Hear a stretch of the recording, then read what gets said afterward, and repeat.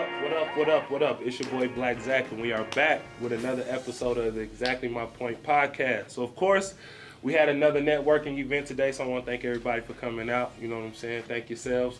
Been in the room with like-minded people. You know what I'm saying? So, Krishan couldn't be here today, as I stated earlier. He is planning his 10-year wedding anniversary, so they're doing a vow renewal. So with that being said, if we could give a round of applause to Sean and his wife for Black Love. He couldn't be here today, but he is here in spirit. So, you know, Sean Majors, we ain't forget about you. So I had to have a guest fill in today, and this is actually not his first time on the show. He was on last year when we talked about child support, and he dropped a couple things that from a perspective point of view that I'm like, when the next time I get a chance, I gotta have Philip on here. So this young man has an amazing story, right? When we talk about being a survivor, this young man has survived life. You know, he's a cancer survivor. He's a father, full-time worker, and if you follow him on social media, he never complains. He never makes an excuse. It's always a positive insight. So it's easy to draw inspiration from a person like that because, you know, what we're going through, you know, with our jobs and, you know, everyday life, you know, he was fighting for his life. So, you know, to see him up every day in a positive outlook, you know, continuing to be a father to his kids, continuing to get up and go to work. And, you know, he was very transparent about his battle. You know, if you follow him on social media, you know, he didn't hide away from the videos, the pictures. And, you know, I wanted to reach out to him for this topic. But first and foremost, I want everybody to welcome Philip Dawson, my brother Philip Dawson. So, Phil, we appreciate you coming on the platform. We appreciate you filling in. You know, our platform, you know, we like to keep it 100 and be transparent, and you are probably one of the most transparent people I know. Thank you, sir. So today's topic, you know what I mean, is going to be male emotional vulnerability, and some could say the lack thereof, right?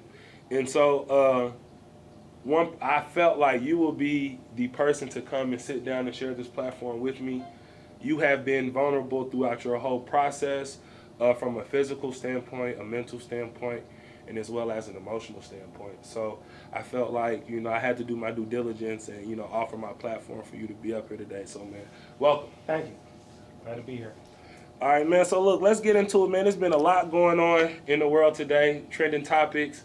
Before we get into the biggest one, everybody's ready to talk about that. Blac Chyna made the news this week. She talked about how she had to sell some of her cars because now she is a single mother, right? And, you know, it was morally based. You know, she was going to do anything for her kids. So then her father of her children, you know, got up under social media and let her know, like, hey, I'm paying $37,000 a year for private school.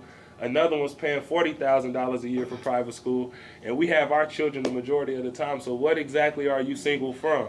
So I thought it was funny to see a lot of the women, you know, run to Rob's defense and Tiger's defense. Like, well, Chyna, why are they paying $40,000 in child support if you can't take care of yourself? So how did anybody else feel about that with saying that? You know what I'm saying? Anybody else have something to say about that?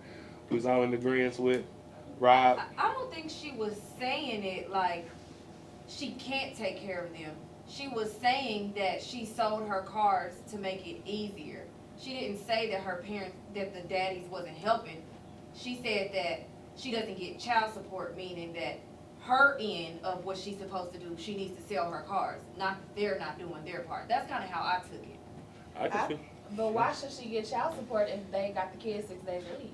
We don't know how true that is. Literally, it said like from Tuesday to that Saturday, Monday. I was like, that's the whole week. That's the whole week. He definitely had like the whole week, so it's like.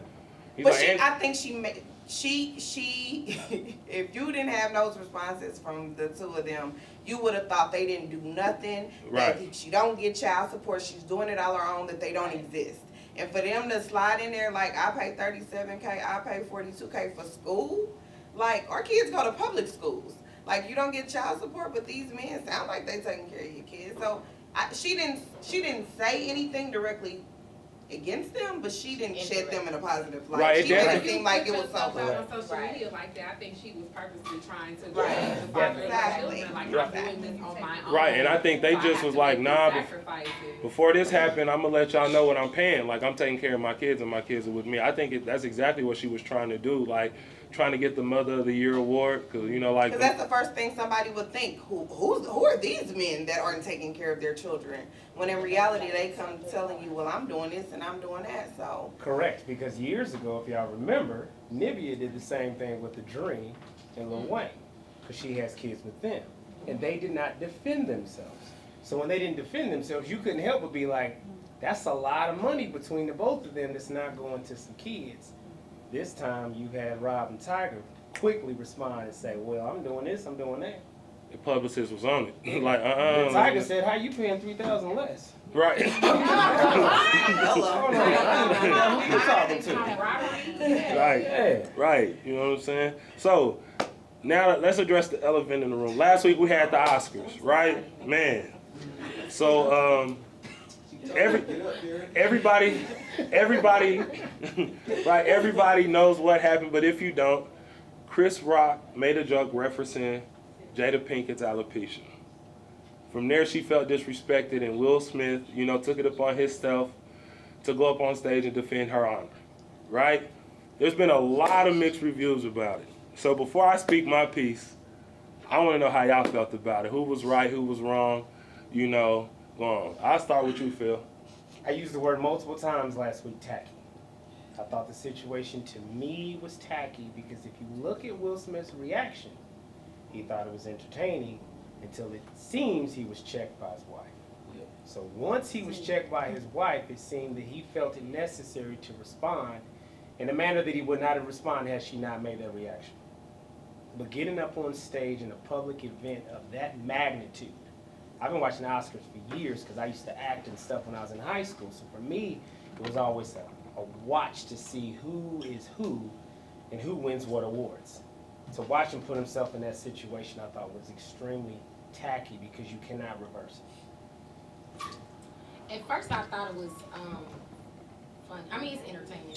But I was just disappointed by the historical evening being overshadowed by it. To me, Samuel L. Jackson winning an Oscar, that is such a long time coming. I think they didn't even broadcast it anyway. But, no one even knew he won that for, 2 days. Right. And how many movies do we love that Samuel L. Jackson is in? And then there were all, the movie itself, we need more positive images of black parents and things like that on TV. And it won and can't even really look at it and be excited anymore without thinking of that. So that's just a little disappointing. The comedian. Why you gotta put me on the spot? Because you are a comedian. This is a soft plug. No, I mean seriously though, Will Smith is the epitome of Black Hollywood. So I just think there's a time and a place. That just is inappropriate for an adult, a grown man, Secondly, I may offend women when I say this. I'm all for women and protecting women in a certain space, but I don't think that was a protect a woman moment. I think that was a woman's ego and a man's a man who has been emasculated in public before, and it was a response to that. I don't think, from a comedian standpoint and a woman's perspective, my perspective of being teased and bullied my whole life, I don't think that was a negative comment. I don't think it was so derogatory where it warranted somebody getting out of their seat and physically harming somebody. I think if we go back to the basic moral compass of words are just words, they don't hurt us, they don't mean anything. That was the time to exude that behavior.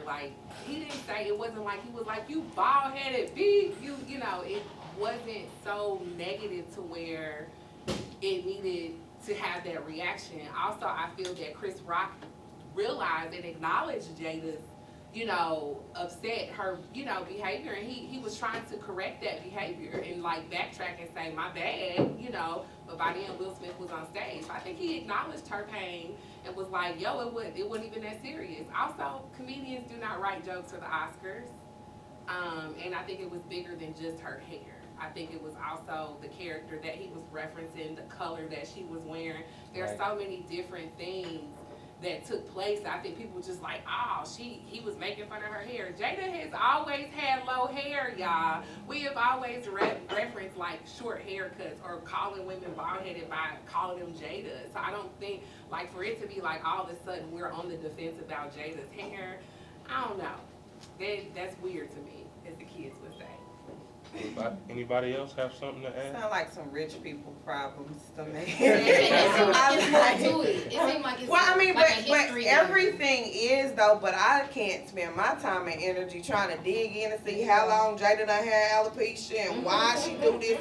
I need to go take care of my kids. I can't focus on stuff like that. But again, I feel like as far as the comedic standpoint, like, everybody know comedians can't be comedians no more. Anything and everything they do is scrutinized in a way that it hasn't been when we were growing up and prior to us. Right. So that's a part of their job at this point. Not to saying that he should have got slapped, but I mean, everything you say is gonna get scrutinized. Yeah, he would have got canceled if Will Smith wouldn't have smacked him. They probably would have canceled him, saying that he don't care about people with diseases or whatever they would have came up with.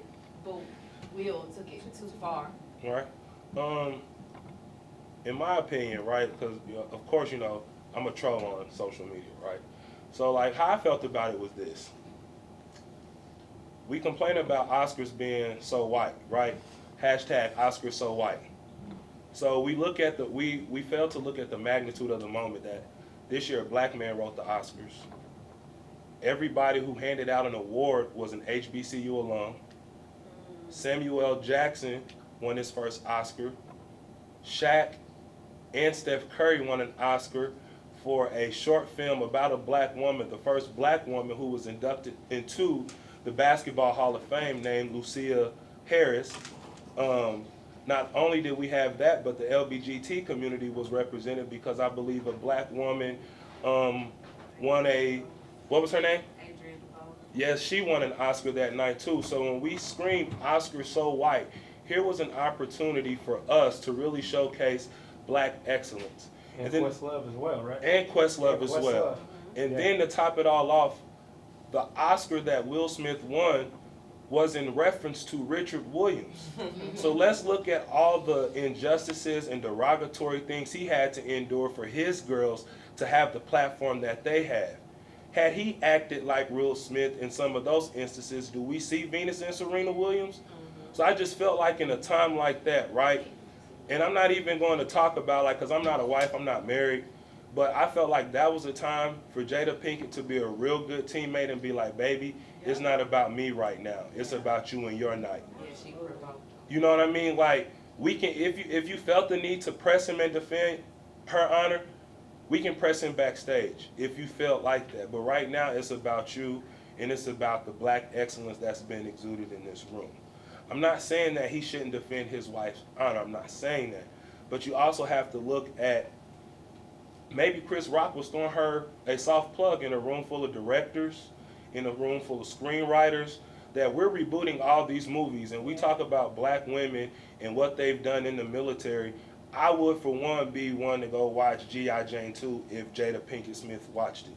So why couldn't we look at it from that standpoint, like, hey, like, with all these people in this room, like, if y'all are going to do a movie, G.I. Jane 2, hey, she's right here. No need to look any further. But I feel like because their business has been so open to the public, that Will has had to go through so much emotionally that, he just reacted, instead of really being logical in that moment. The ego and the pride. Right, and I hate it had to happen to him, but like people were saying, well, there's a consequence for Chris Rock talking about Will Smith's wife. You're right, but there's also a consequence for Will Smith now. Correct. Bad Boys 4, they were just getting ready to start the screen production for that. It's on pause now. Netflix was getting ready to do something with Will Smith. That's on pause now.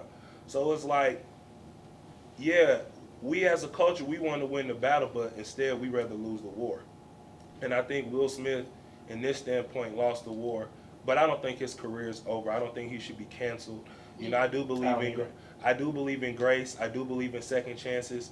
And with everything that he's endured, I believe he should be given a second chance. To always have to be perfect, since he came into Hollywood. You got to think about it.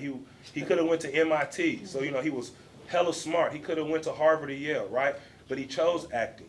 So to have to be perfect, to have that show that exemplified a black family, right? A loving family, a successful family, right? To always have to be perfect and do right by your wife and your kids and always be that one guy in Hollywood that can't be perfect. I think, you know, the pressure was just too great for him that night.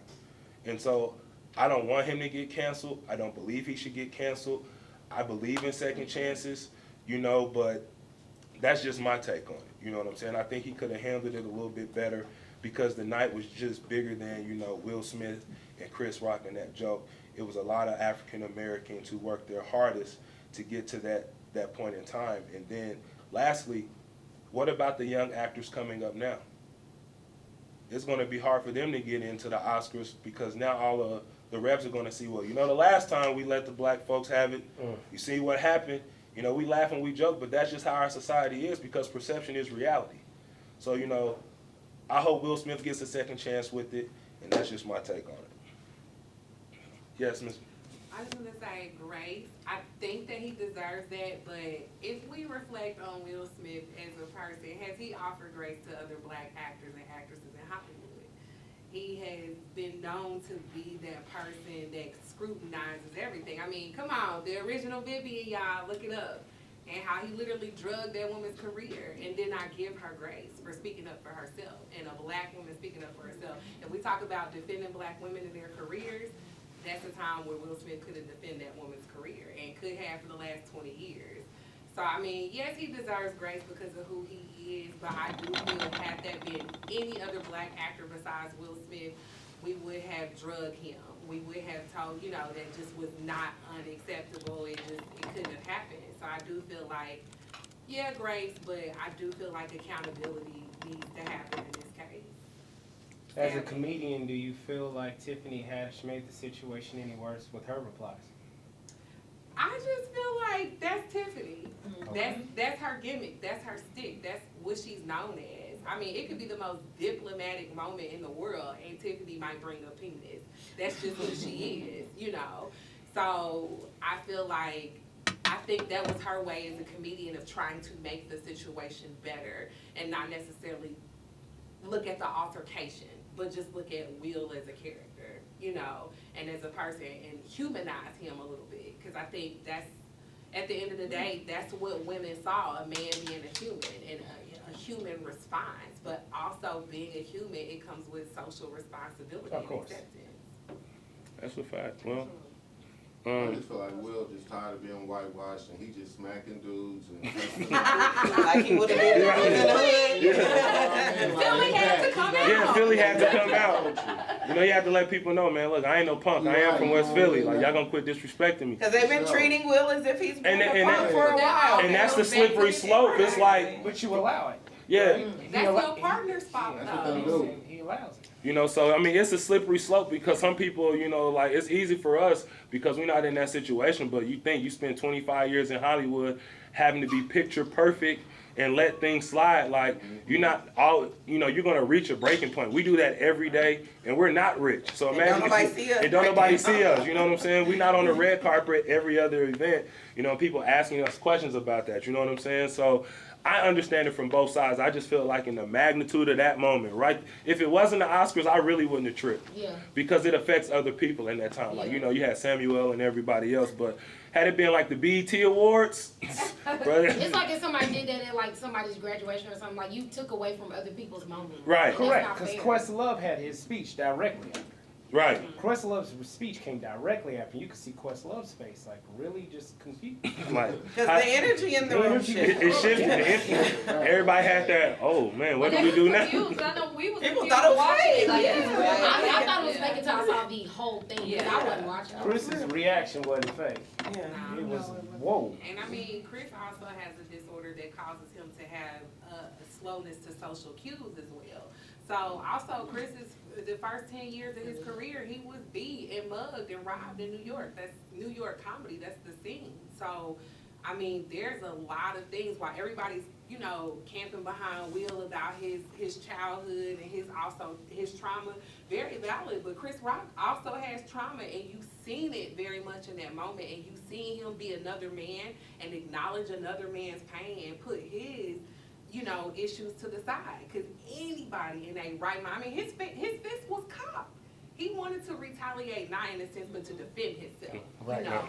So it's also looking at his past and also looking at the fact that he also has the same thing Bruce Willis has, which forced him to retire from acting. He doesn't have the same normal social cues as anybody else, and he's a comedian, y'all. So I just feel like it's a lot. I just want people to just say y'all don't like Chris Rock, because at the end of the day, I feel like people are not seeing it from his perspective because people don't like him. Everybody hates Chris. Everybody hates Henceforth Chris, the TV show, including right? Jada Pinkett, right? But that also, and that's why I say I wonder if it was truly bigger than that, because they also been showing that time that it was Boycott the Oscars and he hosted and he made her the brunt of a major joke as well. So I'm like, I wonder if it's more to it, because a friend of mine on Facebook said, I called this in 2009. And they put a screenshot of a post they made and said, one day Will Smith is gonna smack Chris Rock.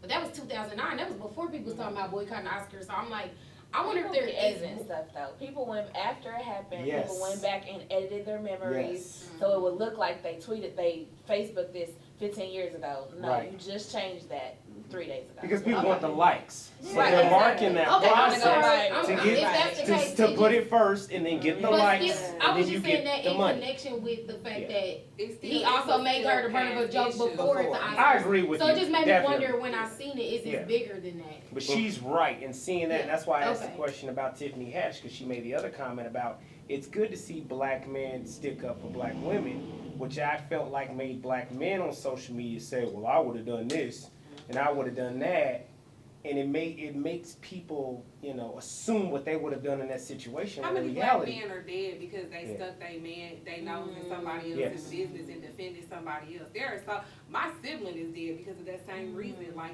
that's not okay. I understand it's a whole defense of wanting to do that, but you don't defend somebody physically over verbiage. Yeah. Right. Like Why do you have to that defend her like action that? don't match that. We too much of adults, you know what I'm It's a saying? learn- Stones. Right, it's a learning Yeah, experience. exactly. Like I said, it's a learning experience for both parties. You know what I'm saying? So hopefully both parties are able to learn from it. Hopefully, you know, I just hate to see the black on black crime in front of everybody. Like, some things I just feel like you need to keep in house. That's just my personal opinion. What your right? mama used to say, what happened in this house, stay in this house. Don't nobody else need to know what's going on in our Right. Like, don't tell the white folks what we doing over here. All right. We get into it. All right, so moving forward, man, like we said, today's topic is emotional vulnerability in black men. And some people say the lack thereof, right? So I will start with myself. I don't necessarily think I am the most emotionally vulnerable person.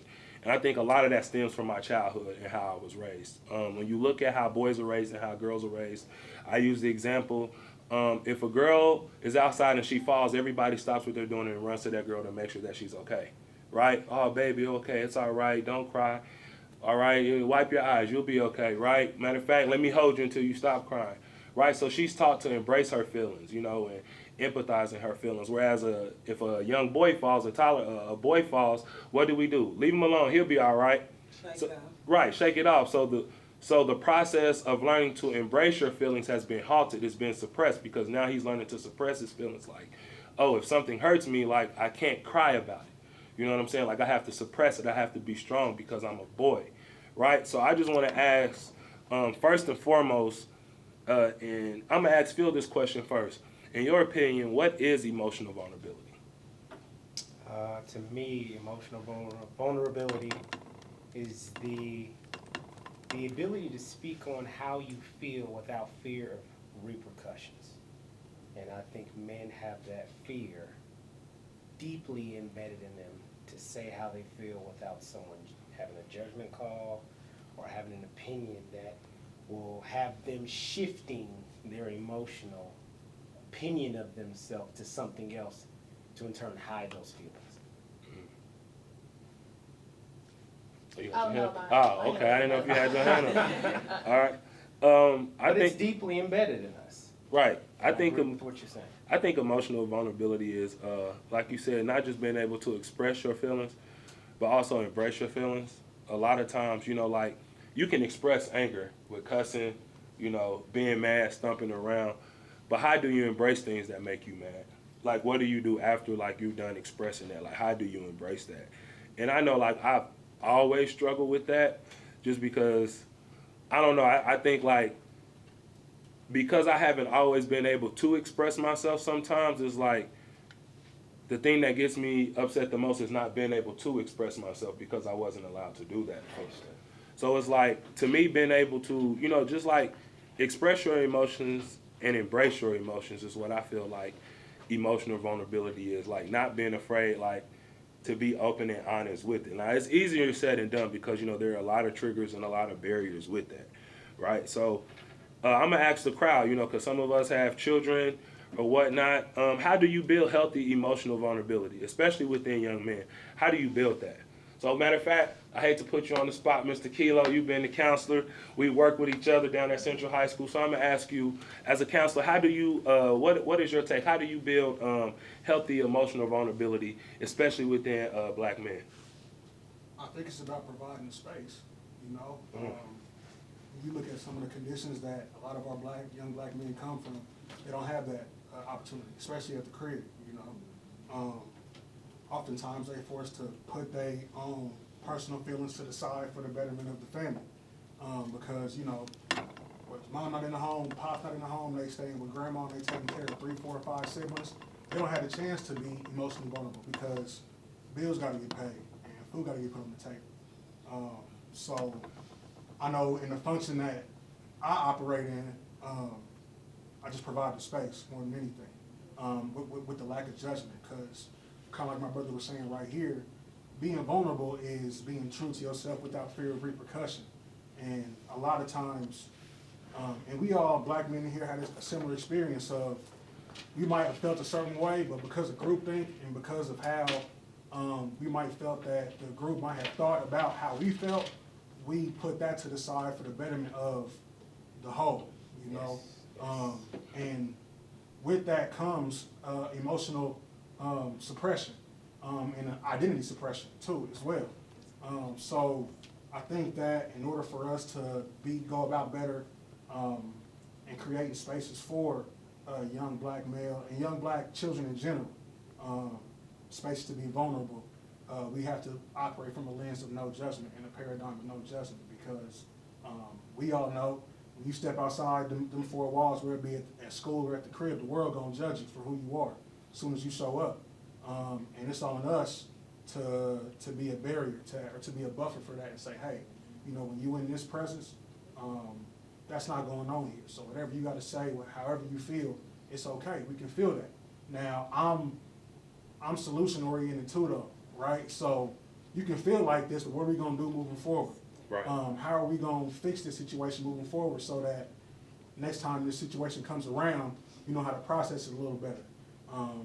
You know, my sister right here said that, you know, how many young black men are dead right now or in jail because they answer or they respond with emotional triggers with violence. And it's the same thing, you know, how do we go about moving from an area of violence to communication? And it's communication more than anything. Being able to communicate with yourself, being able to communicate with other people, so that your feelings can be heard, and at the same time come about with a solution. So that's kind of how I go about doing that. Hey, I'm gonna have to invite you on here. Yeah, you should be around that. I'm taking notes. I'm like, hold on. We got some seats up here if you want to come join, my brother. You know what I'm saying? All right, so I'm gonna pose a question to any of the females. You know what I'm saying? I don't know if, oh, you have something to say, my brother? Yeah. Go ahead, I'm sorry. I just like this whole topic is like, I feel like we gotta understand where that all stemmed from too. You know what I mean? Like, because right now, like, if we all know, like, we don't know how to express our emotions, we've never given that space, but it's like, now it seems like it's been put off, well, that's become an excuse. Go get therapy, go get this for black men, you know what I mean? But on the other side of things, it's not always like that for women. It's not looked the same as for men to go do that. You know what I mean? It's like that's an excuse that you don't know how to talk to me or how to express your emotions from being a little boy. Like you got to figure that out like right now.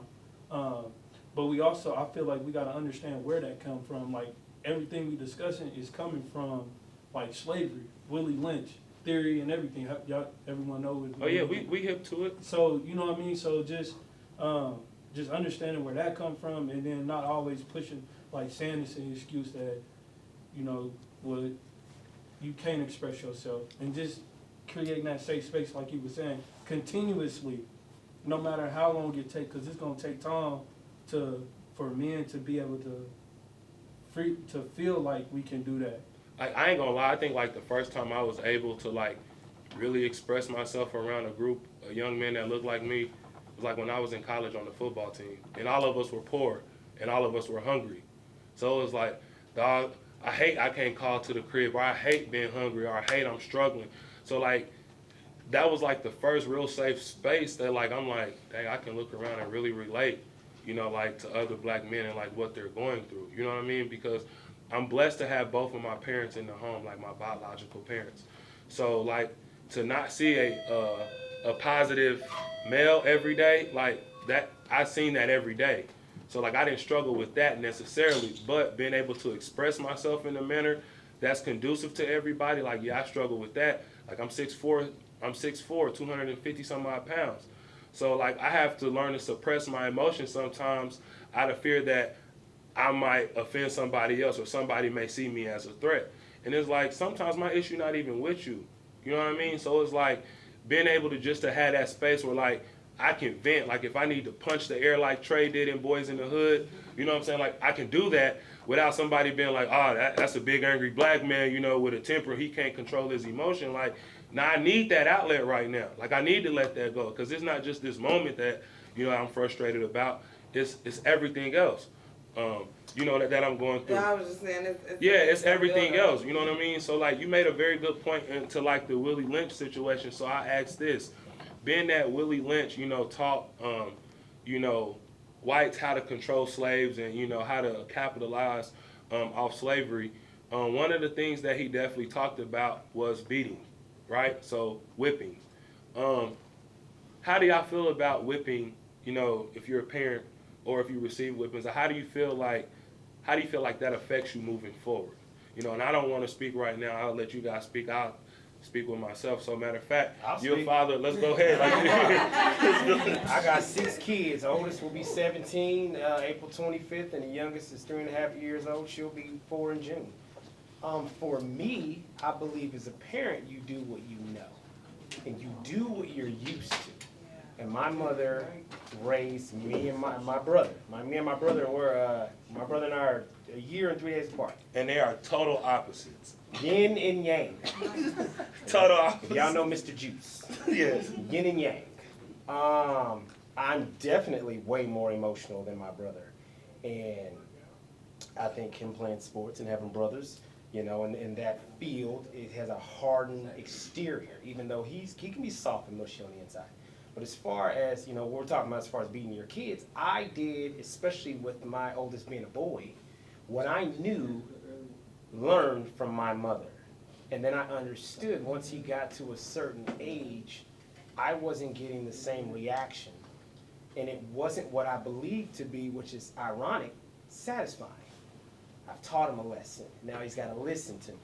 I'm in charge. I'm the man of the house. I wasn't getting what I wanted out of that process. So for me, when it came to my kids, especially since my second and my fourth child are girls, the situation had to be morphed into how can I get my children to follow my direction without me creating these habits that ironically will have me thinking that a man is beating on my daughter when they're older. Because I think as men, we automatically have daughters and we get to thinking about, I'm not going to let no man do this, I'm not going to let no man do that, but it's what we do. We yell at them, tell them to do this, tell them to do that, and we're not getting the reactions that are necessary towards, you know, positive growth, positive involvement, being a parent in general. So the spanking, when it's a necessity, I believe is necessary because my 16-year-old clearly doesn't get spanked. But my 8-year-old son, if he does something a little bit out of character and I feel like he's not following my guidance, may get spanked. But for me, it's not something that works. Like, clearly it didn't work for me. It didn't keep me out of any shit. I probably still did extra stuff and I never got in any real trouble.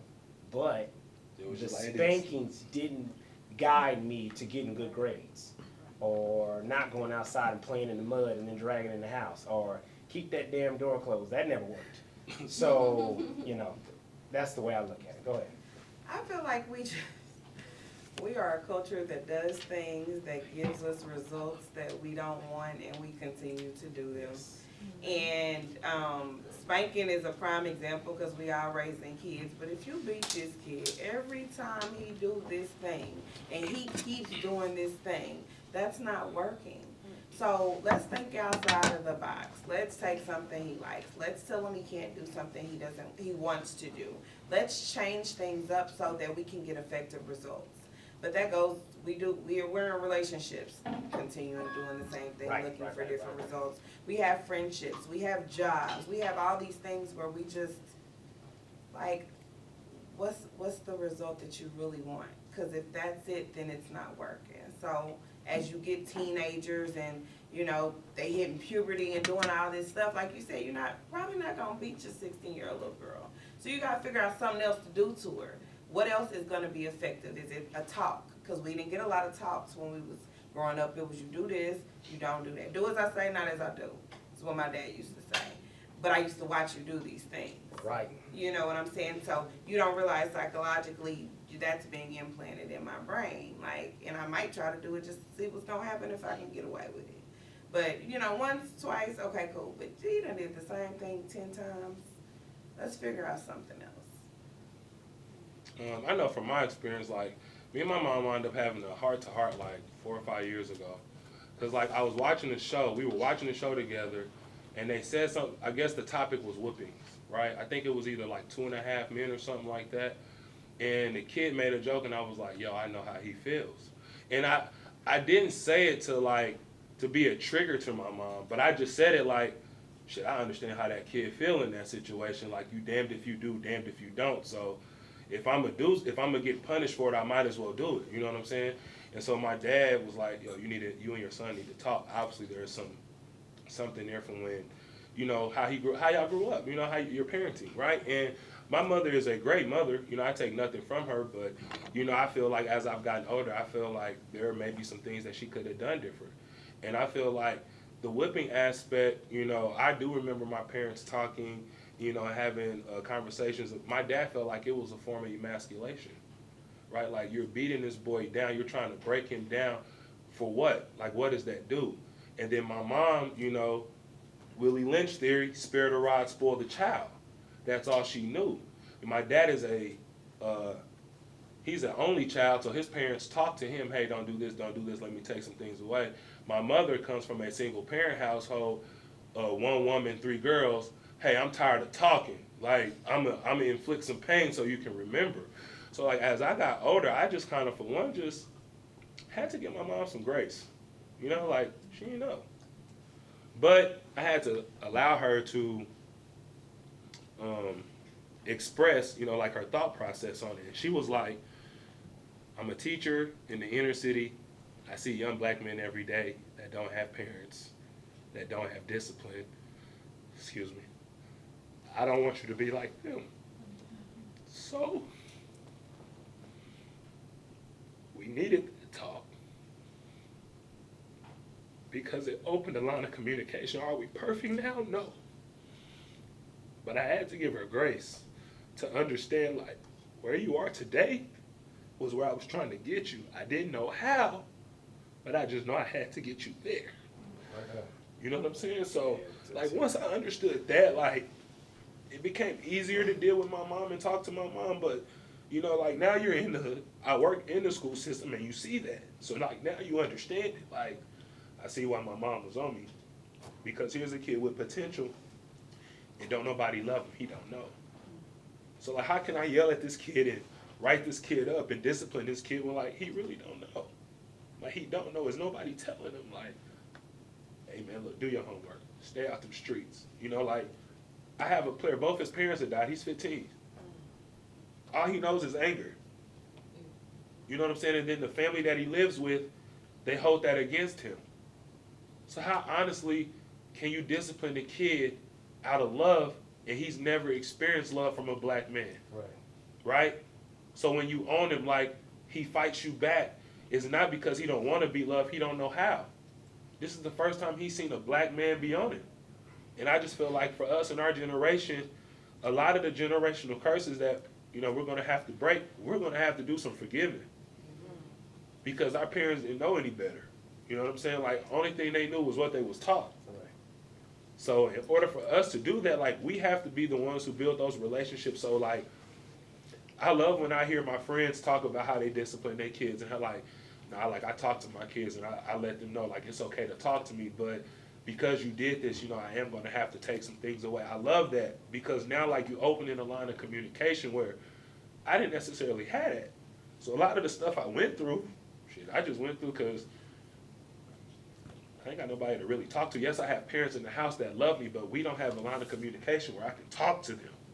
Right? Do I love them? Yes, of course. Will they do anything for me? But can I sit my mom down and be like, hey, this is what's going on at school, and I need you to help me with this, without her, well, what did you do about it?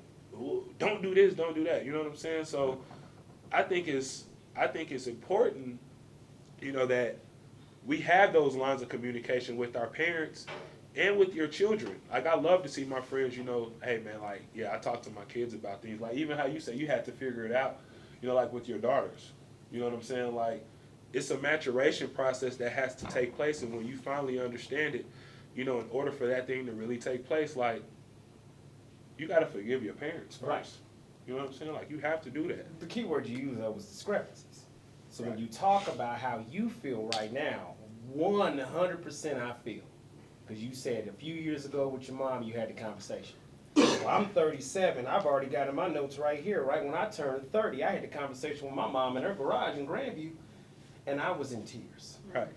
Because I wanted to express to my mom, as much of a great job as you feel like you did, there are discrepancies. Because you were doing what you thought was best for me to stay out of trouble, and because I stayed out of trouble, you get to high five yourself. You get to give yourself a clap on the back. But there are these discrepancies that I did not get because, unlike you having a father in your home, I didn't. So my mom was beating me to stay out of trouble, when in reality, I was just emotionally unstable because nobody said I care about you. Nobody said I love you.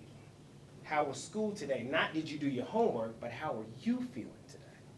And we drag that as black men into our 20s, 30s, 40s, 50s, until someone sits in the room with us and says, I had to sit my mom down and say, hey, this is how I feel. Right. And I look you dead in the eye and say, man, you wouldn't believe it. I had the same conversation with my mom. And I broke down in tears because my mom felt attacked. When all I was saying is, look, you did a great job, but I would be further if we had conversations about how I felt or how you viewed me as a man. And when I'm 16, 17, 18 years old, turning into a man, and you realize you were going to have to release me to the wild. And I was going to have to figure out everything else on my own. Yeah, I might be able to call you, but like me and these brothers were talking about being in Maryville, because we were there at different times. But we were at the same college as a small black community trying to hold on to each other, not understanding that we're all from pretty much the same backgrounds. And not being able to have that safe space to say, you did a great job, but I don't feel like I can talk to you and tell you I'm hurting or I'm sad today. I know. Without feeling like I need to get over myself. I Pick know yourself up and dust yourself off. Mine was, I became a fighter because, like, in order for, like, how my mom, because she with me, so it was like, if I told you to do something I disagree with it, you're going to get a whooping. So, like, I was trained, like, all right, if I'm having a conflict with somebody and, like, we don't see eye to eye, bro, we can fight it out. You know what I'm saying? Like, we can fight. Like, that's how I understood it. Like, the person who can inflict the pain is the person who's right. Right.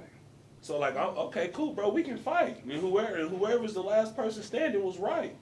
And so it's like, I had to tell her that, like, it made me have a very hard exterior.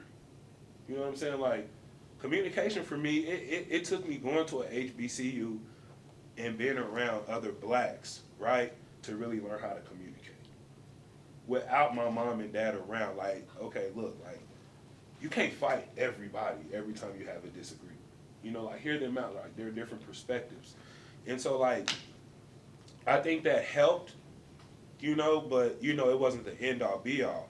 So I'll ask you guys, and we've kind of already segued into this, so we can all agree that the relationship that parents form, you know, with their children definitely affects their emotions. Definitely. So, because I don't have children, but this kind of reflects like Greek life, if anybody is in a Black Greek organization. But when you join these organizations, one of the greatest benefits I got out of it is, you know, you go through a hazing process, right? You go through this process where you might be humiliated, or you go through all these things, but one of the greatest things I learned was I was taught that I was put through this to build me, to break me down and build me up. But the people who were doing it built a relationship with me while doing it. So like the same aesthetic that our parents, they just kind of beat us, or they, you know, discipline us and say, we're your parents, we're the end all be all.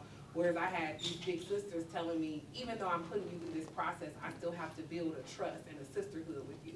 So yeah, I may make you go do something at 3 o'clock in the morning, but I'm gonna feed you. I'm gonna make sure you have a ride somewhere, or I'm gonna make sure you have the things that you need. And I think that's the same thing in parenthood. I don't understand with parents why parents feel that if I beat you, this is gonna make you respond better. Or to a situation where I think in hazing, we learned that the only reason why we're going through this action is because we did not do a certain action. You know, we're only going through this because it's a consequence, whereas parenting is like, being a child is just the consequence. Like, you just have to roll with the punches. And like my mom's favorite phrase was, there's no manual that comes with parenting. Right. And like Philip said, kind of giving that grace to our parents, it just reminds me of like Greekdom, of how like our parents didn't necessarily, they did these things to us, but on the other end, they felt that providing for us was that end all, like that you're gonna love me because I put a roof over your head, or I gave you clothes. Or because where, I said so. Right. Whereas it's like, Yeah. I still need that emotional component that you loved me. That even though you did all of this, it's because you loved me and there was a bigger picture. Right. And I kind of feel like that in Greekdom, I have this relationship with my sorors. You did these things to me to show me love and appreciation. You know, and I think that's where we kind of draw the line with parents.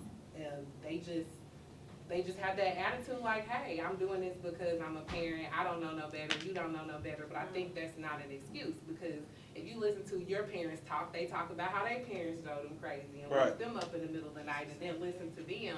So why are we just kind of repeating this cycle? I think it goes back to what he said, you know what I'm saying? It's just like the Willie Lynch theory that has been ingrained, you know, like, and one thing, like, you know, Willie Lynch talked about was, you know, in order to get other Negroes to get in line, he would take the biggest, strongest, blackest man and beat him, you know, beat the fear of God, beat him almost till death.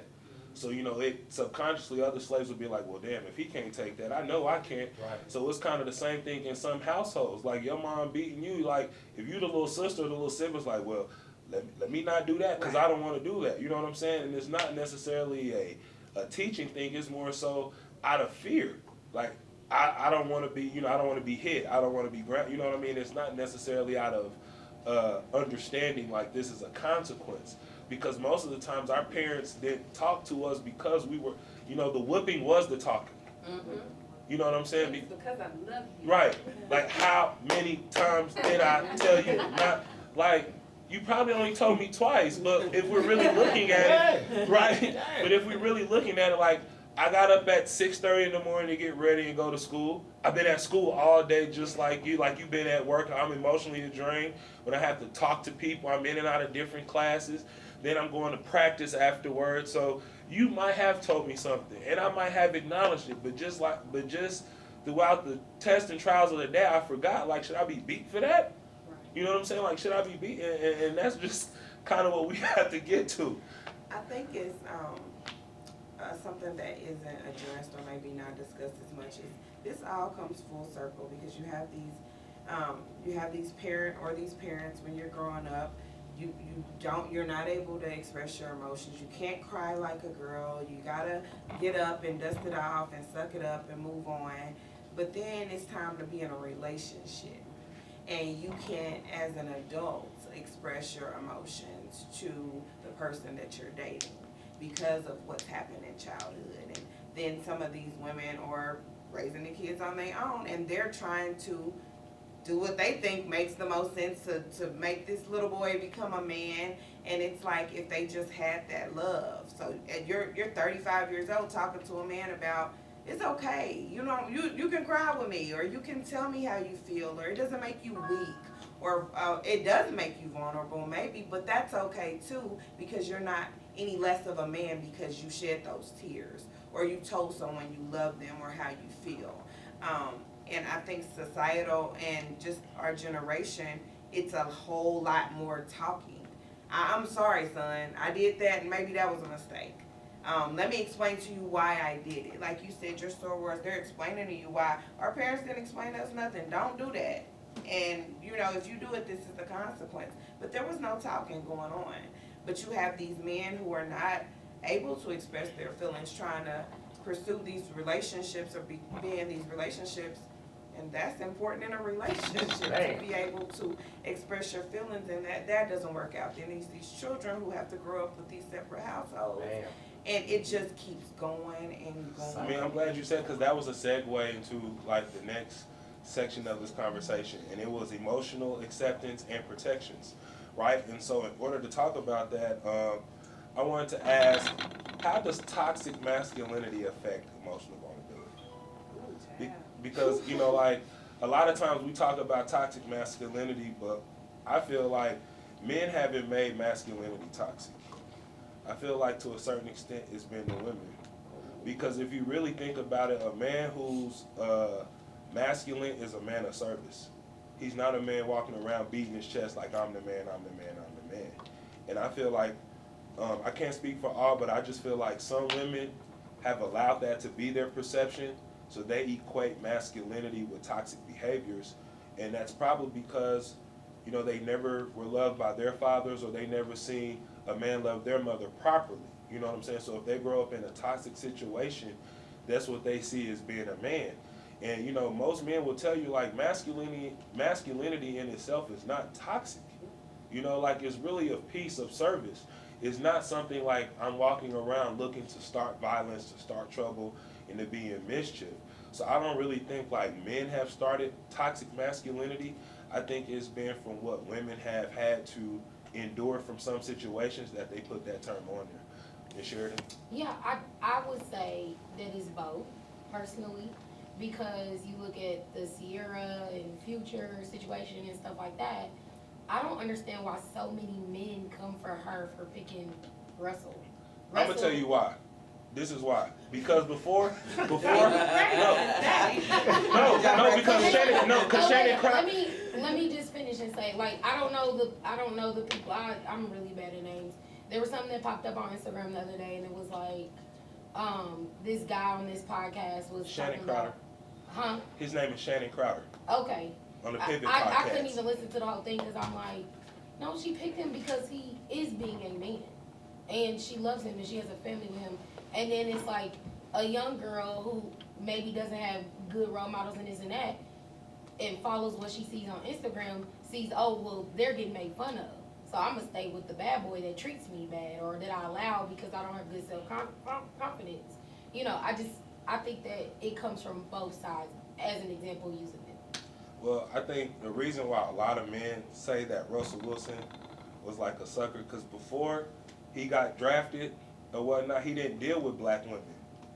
He dealt with white women that were far from black women. Like, he never was in college when there were social issues. He never stood up for the black athlete, for the black woman, for none of that. On his draft, to do with his family? On his draft day, it wasn't a black woman there, it was a white woman there. So when people are saying, like, they feel like Russell Wilson was a sucker, to a certain extent, and I'll be real, I say it again, it wasn't the men that made him a sucker, it was the women that didn't give him no play that called him a sucker. Because if you want to be real, football kind of cures all. Like, hey, the quarterback winning, he win games. Like, he cool. That's what quarterbacks do. He's not a thug. He's not somebody you're going to see at the party.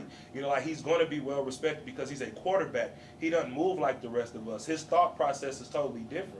But because a lot of women in that day and age, right, in that age bracket, right, not older women, younger women, they looked at him because he wasn't riding around in the newest car. But what does that have to do with his wife and his kids and she Because- has her own success? Because now most people look at him like, Sierra, you probably only with him because of the money. If he wasn't a football star and Russell Wilson, would you give him the time of the day?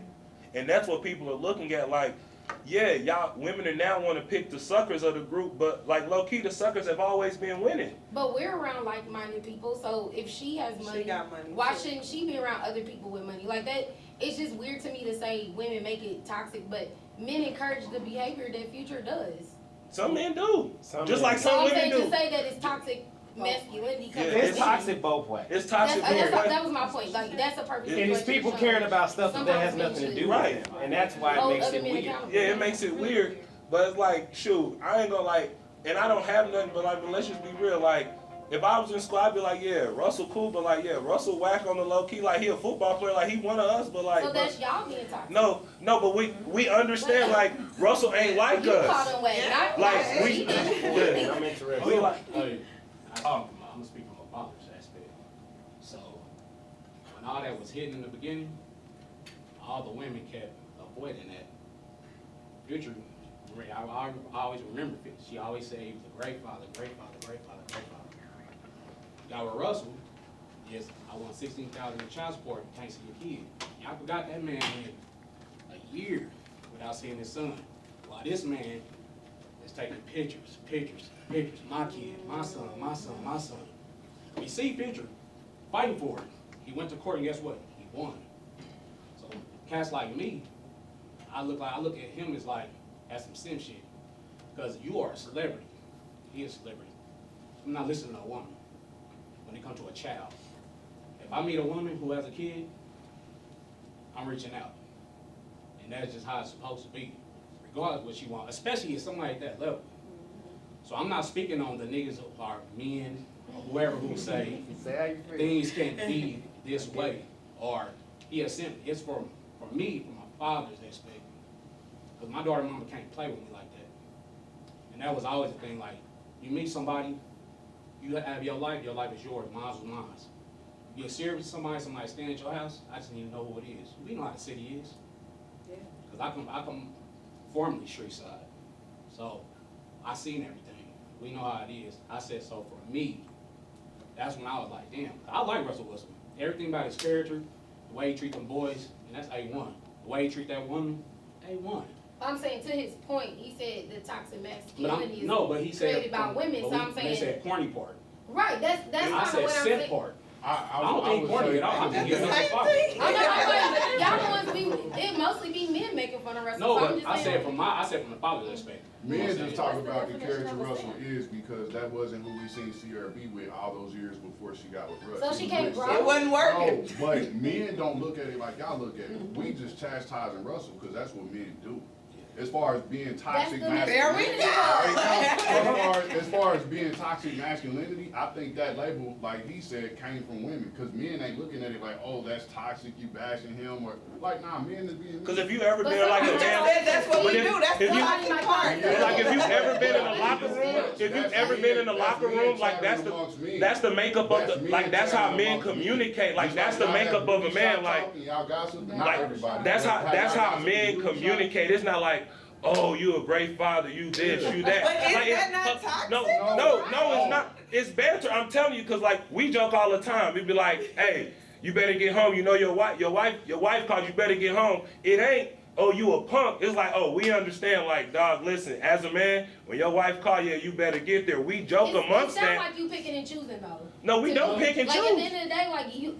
No, No, nobody is disrespecting Russell. Nobody is disrespecting Russell Wilson. Nobody is disrespecting Russell Wilson. Look what these young What generation men glorify. say That's about other because men we don't- be stupid No, I just sometimes. said- I said what they the glorify. trying to do that But- and that but- don't what I'm saying. but to that And we don't extent, wise up to afterwards because we said they always. But it goes back to cycles. I never called It him. goes But back y'all- to I never cycles. called him. In your And it's the 30s, same thing with men, because what you were saying with men in the locker room doesn't play with men outside of the locker room. Exactly. I was a mascot. But men, I didn't play but, football. But And men chastising men, that don't get broadcast outside the locker room unless it's someone else doing But it. women Yeah, know but y'all doing it theoretically, because we lay sometimes up it with y'all. We depends. know how But y'all do women it. gossip. When you're in the locker room, you So view just it like that way. y'all For a be guy in like South me who Africa, wasn't in the gossip locker chat room, or that would whatever. have made me uncomfortable. Men do they locker room better. That would've It's been the same toxic. way. Except But we don't, you, we but you don't, still saying that they doing it though. yeah, You but said we both don't put a sides. label on You it. said both Yeah, sides. But that's the label. That's the label. That's That's the what the label. label. That's the label. I get what you're saying, but that's the label. It's on both sides, because just like on the flip side, Future can't be Future without women partaking in what Future do. Yes. He can't That's have a all fact. that. But we can hug. I can hug her and be like, I love you. And Y'all, hold her y'all don't accountable. think that's not okay for y'all in our society, and that needs to be okay The for y'all problem to is- have the banter and show the emotions, because women do it all the time. The Hey, problem bitch, is- this. I love you, bitch. The problem is everybody has You an next, opinion, bro. and because there's social media, that opinion Everybody is magnified. exemplified. Because You're before right. social media, we all had our Early same 80 opinions. babies, it was. Yeah, I remember existing in the Yeah. world What it as a was. grown-up without social media. Yeah, we didn't have it. We had social flip media phones. made it worse. So now everybody's opinion get magnified, and now the world makes you pick sides. Like, oh, I'm all the Yeah. way this. And I'm all they the way judge that. you. Yeah. Yes and no, because hold on, Go ahead. let's get my man here. He had his hand. So, I mean, since we talking about the Future and Russell thing, it's even women now that's talking about, I want both of them in one dude. Like, how is that even possible? And then on top of Tell me how that, you really hold on, on feel. top of that, men, let's be, like, niggas, we gonna be real. Like, I want to see when that you try to bipolar be dude nice right there. and be the I good need to see dude, that. when you try to be nice and be the good dude to the female, you don't get no play. You But right. let you be mean, talk to her, oh, she ain't, whatever, don't hit her back, when you be on your bumper, like, She ain't supposed to be hitting you, first of all. Second of all, we get smart. We go through our phases where we only want this type of person who don't be good for us, but men do it too. Right. Y'all, oh, I hate drama, and then she busting out your windows, but then Like, she's pregnant. So what I'm saying Hey, you is- gonna talk about me? Say my name. But overall, what I'm saying is like, to even get that play, like, you gotta be mean. Like, be mean. I've been mean. But what and type got of the woman are most- you dealing Yeah, with? or Yeah, dealing with and them. And then at what point in No, in we their ain't life, talking like, about right now. like, We gotta talking put about this in as college. excuse. We talking about any of that. Well, Like, I personally have never liked that type of men. But Right, that's I'm like, you. y'all that's generalizing you. women. That's just I'm you definitely specifically. guilty, and I know a lot of the women that I love that are guilty as well. Thank But you. we also grow up. We all And when Right, you're yeah, dating right. a Men grow, mature but- woman, hopefully you shouldn't have those issues. Just like when we're dating a mature man, we shouldn't have somebody who's scared to say I love you, or who doesn't want to show emotion, or who is worried about what other people think. Everybody grows up and they mature. Right, and men do too. Mr. but Robinson. Overall, how you want a Future and a Russell all in one? That's not. You want bipolar? That's not gonna work. To further the toxic debate, I want y'all to go research and look up who are the owners of a lot of these social media blogs, because a lot of them, a few of the high-ranking ones are ran by scorned women.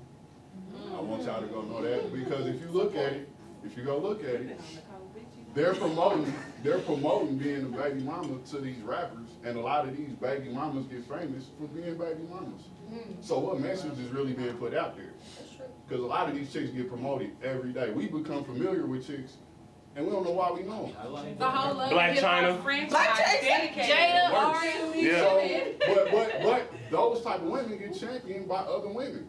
But Yeah. then that's not for me. Like I kind of made a comment earlier. That's not real Nah, life. ain't I no really man don't putting even them care on what the they pedestal. got going on. Is what we see. No, It's what I the know. world, you know what I'm saying? Ain't no I think man it putting just, it I think on it just pedestal. goes back to, again, where you are in life, the type of people you keep around you, cause like, if you, We're talking about society in general. yeah, no, I Not know, anybody I in know. here. Yeah, and that kinda was. But to that my- lowers the bar for women, because y'all looking at it like, oh shit, all I gotta do is just. But that get was a kinda baseball to my on these point niggas. too, with like Instagram, and who, All I can't remember social who media. said it about like picking a side, like, you know, if you have if you see what you see on there, let's say you kind of don't have a mindset, you're still growing or whatever, they will, you know, support that type of thing, and you know, you have the men on there, you know, agreeing with this and that. So I do feel like it comes from both sides. It does. It does. It's growing up as men, we're not watching these rap videos looking for intelligent women. Right. At all. I was not out watching Tip Drill. T uncut at 2 o'clock in the morning. It depends on where you are, like y'all said. Yeah, It depends on where you are in life. Because I'm a grown woman. I'm educated. I own a business. I got several degrees. And I think Jada Waiter is the bomb. Not because she got a baby. I don't even know who Jada White is. I don't know. But not because she has a baby with a little baby. That little girl is an entrepreneur. She gonna get some money. She knows how to influence. She's an influencer. What you call thinking being famous because she's a baby mama, her title is influencer. And she is influencing culture. Now, what type of influence you get with that from that depends on where you are in life. What I would say to that is she became all of that from the platform she she was got the from baby being his baby mama. That's not. That's you, true. you don't know. I mean, I'm speaking about her. That's not. I'm speaking in general. I She know. took what she was doing and magnified it because who she was tied to. Not That's necessarily. what I'm saying. Not in general. necessarily, and what I say to that is, that's what we see, and that's what we think, and that's what you assume. I do research. Okay, so Jada Waiter started because she been back in the day. I'm not, you said her in particular. But I'm I- saying in general, I there's get a that, lot but of baby so, mamas. I get that, so why can't her case be the same, just how you don't know about her? How come that can't be the I'm same aware of case? her. Well, But that doesn't, what she's doing doesn't apply across the board. well, I'm just saying, So you can, that could be, that can be an outlier. There are always outliers. It's or, always an anomaly. yeah, it could always be an outliers. anomaly, or we don't know enough about these But people the that big we're, broad picture is if you tied to this guy, you get a baby bomb, and that's what they're promoting. I'm not saying what we choose to support. That's Right. what's being promoted. right. Yeah, that's Because these social media outlets don't have to That- promote. that's such true. and such doing this. Oh, such and such is having a great What does she day. give us? Like, it's stupid. Now, I will say this, she did come up with it. Yeah, She got, She was there. I seen her interview and everything. She was already, had her name, he sought out to her. Yeah. But she already had her name before he did, so I'll give you that. But he Plus, was, before he got hot, she rolled with him. yeah. Yeah. So I I mean, he was do good give with her stuff that. But before once she got on, now when it comes to Exactly. club bookings and all that stuff, that's a different, He like, was All right, so already baby. I'm glad since you brought Jada Waiter up, right? And this is probably gonna be the last question to wrap it up. I'm gonna ask you this because we talked about the men and what we got going on and things we could do better. And since this is a cohesive unit, as we talk about the black family and emotional vulnerability, how can women aid in allowing men to be emotionally vulnerable? You know what I mean? Because a lot of us, we say there has to be a safe space for a man, right? I can be your safe space, but like, how can you really be that safe space for him? So, just some of the ladies, how can women aid in allowing men to be emotionally vulnerable? Now, we understand that men have work to do, so we're not saying that we're asking you, to do it all, right? Because as we do our work, we're going to need some help. So we're just asking, what are some of the things that women can do and to help men in being emotionally vulnerable? They need to be emotionally vulnerable themselves, because I didn't want to add it in because we're talking about the men today, but we got the exact same problem with being raised, maybe not being raised in a space where it's not okay to express your emotions, but becoming these women that become hard based on these situations and these relationships, and we don't want to be vulnerable either. We don't want to express our emotions because we feel weak either. It's the same thing. So for me to have that space where a man can do that, I have to do it. I have to, and sometimes it's not about changing people, but once you're a certain way for so long with people, they pick up on it. Just like you pick up, we pick up on each other. That's why it's important in the circle that you do hold. But I have to be emotionally vulnerable for my man, my woman to be emotionally vulnerable. Ms. Allen? So for me, and I've experienced this, I think one of the best things we can do as women to allow men to be emotionally vulnerable is listen. Be present. Even in my situation that I'm in, I always want to pop off and give my opinion, whether it's advice or what I think, and instead of just letting that person say what they feel and listen, because that's part of the problem is they were never able to say what they feel and listen. And sometimes I have to remind myself shut up, just sit here, pay attention to what he has to say. And knowing that maybe I don't need to say nothing back. Maybe I just need to let that person vent. I feel like that's a start to kind of moving forward. But it's hard for us as women because of like what you said. We got our own things, right? But I mean, that's the start, right? I mean, y'all, Yeah, I mean, that's definitely a start. Again, we just asking, you know, like we're doing this together.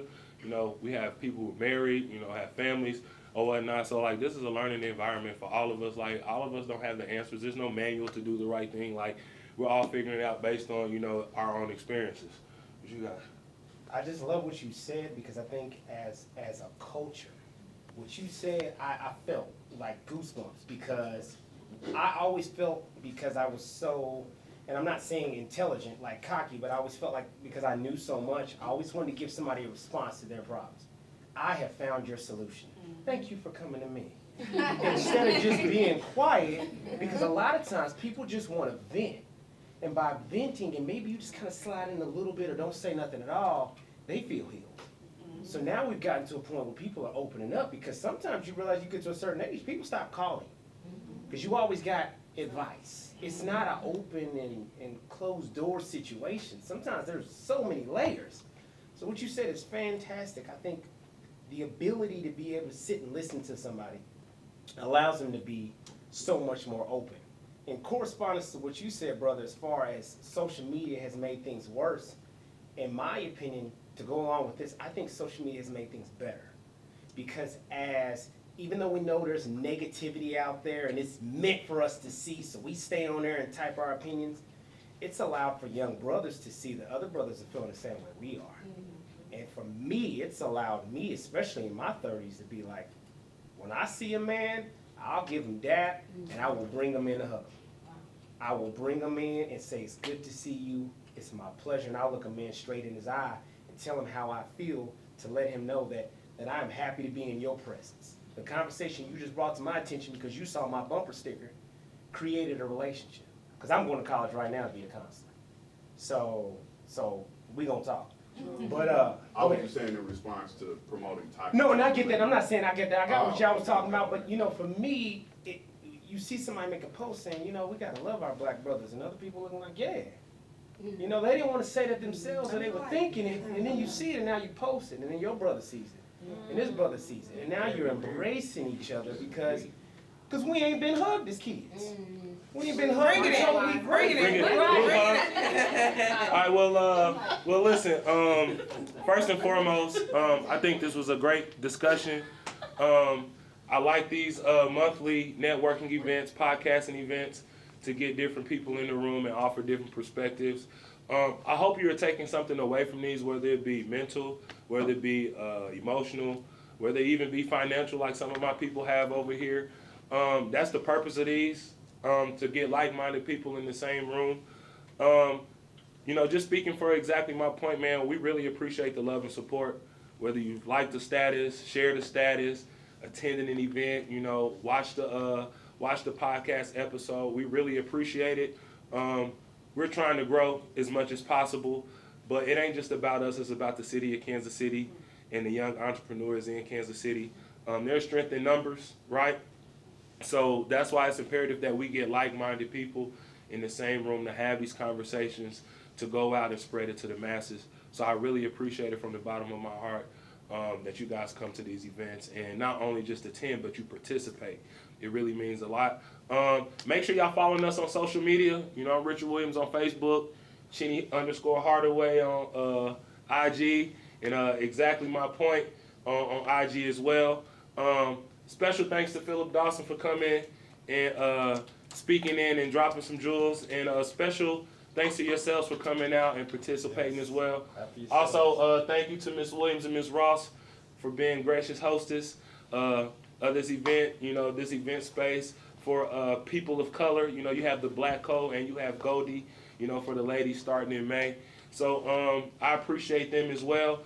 And so I want to give you your flowers. I want to say thank you for always creating this fun platform for us, bringing a cool group of people together, and just commend you for continuing to stay strong and keep going. Like I'm loving coming every month. I appreciate it. We appreciate y'all, you know, doing it with us. So look forward to some more events coming up this summer. Hey, when you see it, share it, like it, you know, most importantly, attend. But this is ExZachly My Point podcast. This is Black Zach checking out. Peace. Yeah.